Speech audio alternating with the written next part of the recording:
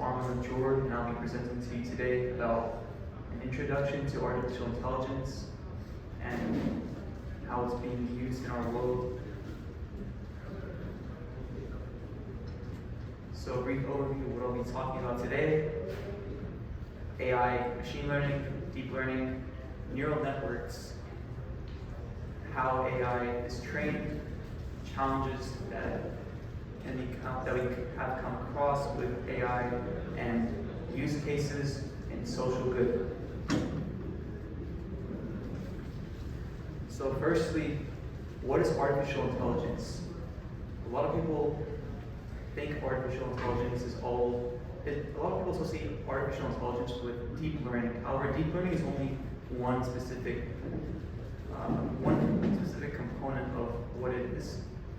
It's really just simulation of human intelligence in machines. It's a general idea of AI, and two learning algorithms that are very common and popular in AI are deep learning and machine learning. So machine learning, this is how machines can learn from data and improve accuracy in their algorithms. So when you have a program and you have an algorithm, you feed it in data, and the algorithm learns to improve itself based off of the data that you're giving it. So it gets better with more data, but it still relies on human intervention. It's not completely autonomous. So that's where deep learning comes in. Deep learning is the autonomous version of what artificial intelligence is, and what we think of is when we think of like robots taking over the world. It's basically just the learning algorithm that allows an AI system to learn on its own. So basically, you as a programmer allow your algorithm to learn on its own. And how does it do that? It extracts patterns from data using neural networks. The ultimate goal with deep learning is to have as little human involvement as possible.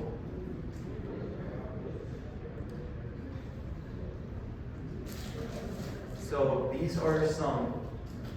this is some progress that we've been making with deep learning in its application to the real world.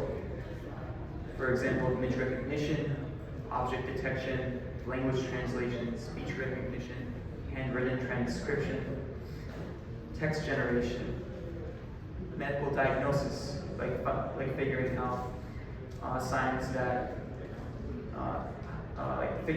diagnosing someone for like rare diseases or cancer, and maybe even with cars, like detecting other vehicles and pedestrians and road signs, and even in cybersecurity and climate modeling. So this is some progress that has been made in the field of deep learning and how it's being applied. And this is a chart that basically breaks down artificial intelligence and what I mean by machine learning and deep learning being a subset of it. So as you can see, AI is really any technique enabling computers to mimic human intelligence, while machine learning are algorithms enabling machines to improve at tasks through experience. Deep learning is where algorithms permitting software to train itself on to perform specific tasks. Now, one example of machine learning that we can draw upon would be like Siri, for example, right? Whenever you use your phone, you're like, hey Siri, what's the time? And then as you continue to use your Siri, Siri will be able to recognize your voice and understand your voice better, and in that sense, it's improving itself through that task that you're doing. An example of deep learning, a very common example of deep learning would have to be maybe natural language processors like ChatGPT, where you input information about like maybe something you're trying to research about, and ChatGPT can go out and do that researching for you and give it in an output that's very concise to you as the user.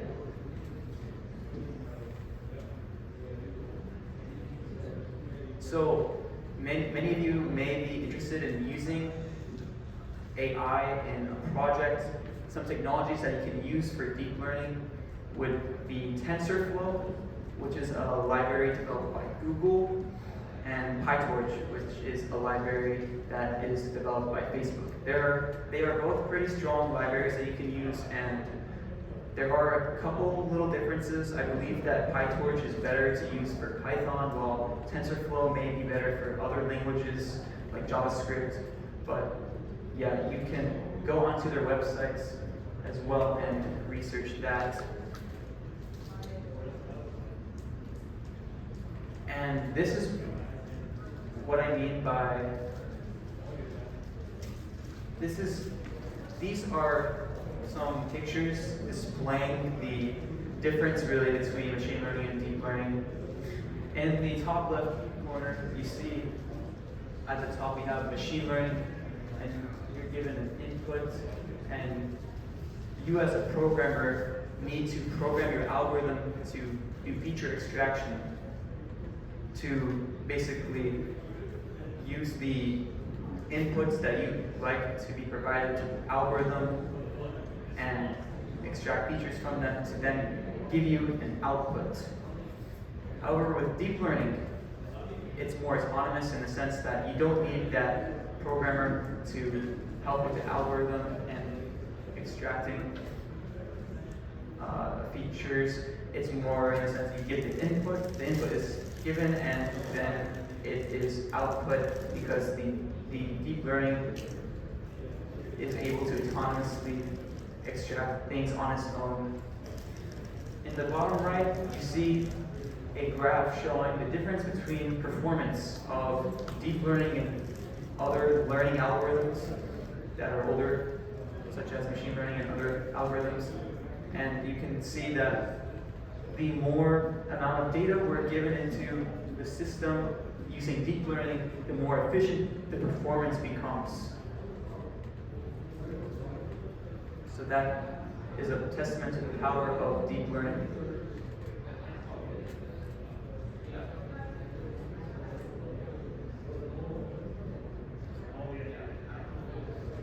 So many of you may have heard the term neural networks, and you may be wondering, what is a neural network?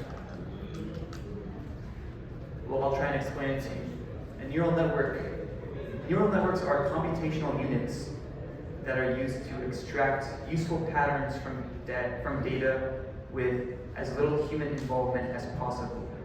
So in a sense, deep learning is what neural networks is what deep learning is all about. Why do they call it neural networks? Well, they're modeled after biological neural networks in the human brain. So that's where the term neural networks comes from, because essentially they're trying to model the human brain's ability to learn, right? So how does it work? Neural networks have weighted inputs that are adjusted during the learning process. And as you are given the prediction, and you're given a test between your prediction, and you're given a test with the actual data, and it can measure the error between the prediction and what the actual data is. And I'll show a picture that visualizes what I'm explaining better after this one, but this is essentially how the deep learning training and testing is conducted. With training, you input data into the learning system, and you give it the correct output. So you give it the data, and you give it the correct output, and the learning system learns the correlation between the input and the correct output. And with testing, you're given that new input data, and you don't give it the correct output, and it does the best guess that it can to predict the correct output. And from there, you can find the error between the prediction and what the correct output is. And that's where neural networks come in. So the input data is put into the learning system, which is built on neural networks, and then you have the prediction, and then from there you take the prediction and you find the measure of error between the prediction and the actual correct output, and then you put that into the neural network, and that adjusts the prediction to make it more accurate. Now I'll show you.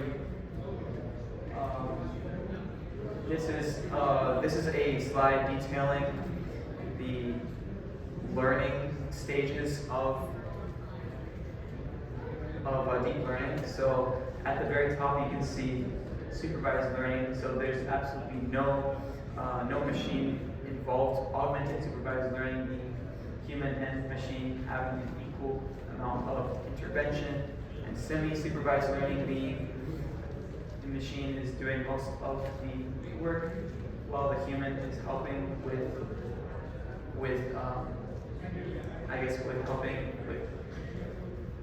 adjusting the neural networks by giving the correct outputs. And then you have your reinforcement learning, which is where machine does most of the work and human has little intervention. And you have unsupervised learning, which really is the most efficient and less human involvement as possible, unless necessary. Now you may be wondering, why am I showing you this picture of former President Barack Obama trolling someone on the scale? So this is a picture that is very challenging for a computer to process. A computer may be able to identify Obama, may be able to identify them in a building, visual segmentation, but there's a lot of things that deep learning can't really tell from an image that we as humans can. There's a lot of things that it's challenging for deep learning systems to tell that may not be as challenging for us as humans, such as facial expressions. What are they feeling right now? Or what are they thinking about, which is one of the most challenging things. What are people thinking? Gravity, physics, right? Things like that make it really hard for a computer to understand, and so there are challenges with deep learning and it is hard to deploy it. And even with a mirror, it'll be hard for the computer system to tell if the mirror is another part of this space or if it's just a reflection of them. So yeah, there's lots of little things there that can throw the system off. Some other challenges, I guess that being visual understanding, and some other challenges being data sets being different. And there's lots of differences between photos, right? When you take a photo on a really high quality camera with a nice background versus taking a photo on an iPhone 6 selfie camera, there's lots of differences between photos and even with like synthetic images and real-world video frames, professional photos. And real-world data is where the impact is. So we need to make sure that we are using real-world data when we're training our models. And so teaching and training is also a big challenge for deep learning, making sure you're asking your system the right questions and getting the right answers. And there's also limitations in AI, constraints such as data accessibility, shortage in AI talent, which is an emerging industry in today's world. So I highly recommend anyone here to look into that. But and just explainability, using AI solutions, deploying it into the real world, working with companies, it can be challenging for people to understand what really it comes down to. And there's also risks with AI's emergence, such as job loss of control if a deep learning algorithm, loses control, the program loses control of the algorithm, which you never know. And then also privacy. Of course, privacy is a big thing, anything tech related. And also just hallucinations, basically convincing misinformation produced by biased or faulty data, because there's always errors. There may even be misinformation that the system is trained on, and then it'll give you incorrect data. Now, there are some really nice practical ways that AI is also being used in our world that I'll touch on.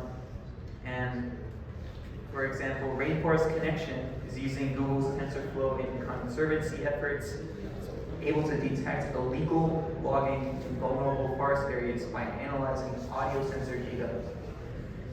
System Poacher Detector, or SPOT, is using drones equipped with AI and thermal infrared cameras to spot poachers and report them to park rangers.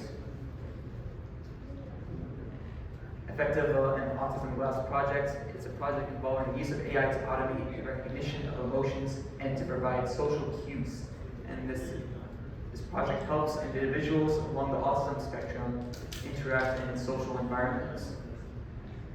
And skin cancer detection. An AI system developed at the University of Heidelberg and Stanford is using visual diagnosis of natural images like those of skin lesions to determine if they are cancerous.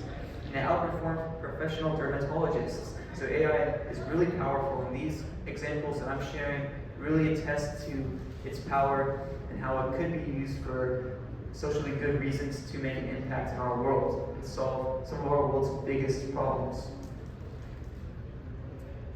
But yeah, that's pretty much it.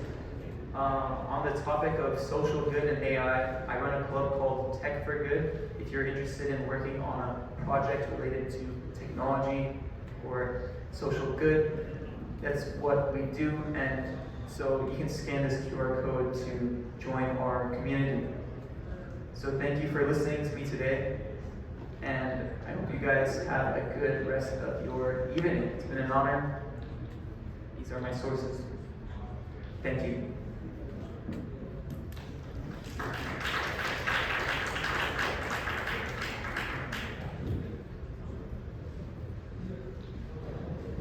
Does anyone have any questions or anything? I'd be happy to answer them. I'll be down there.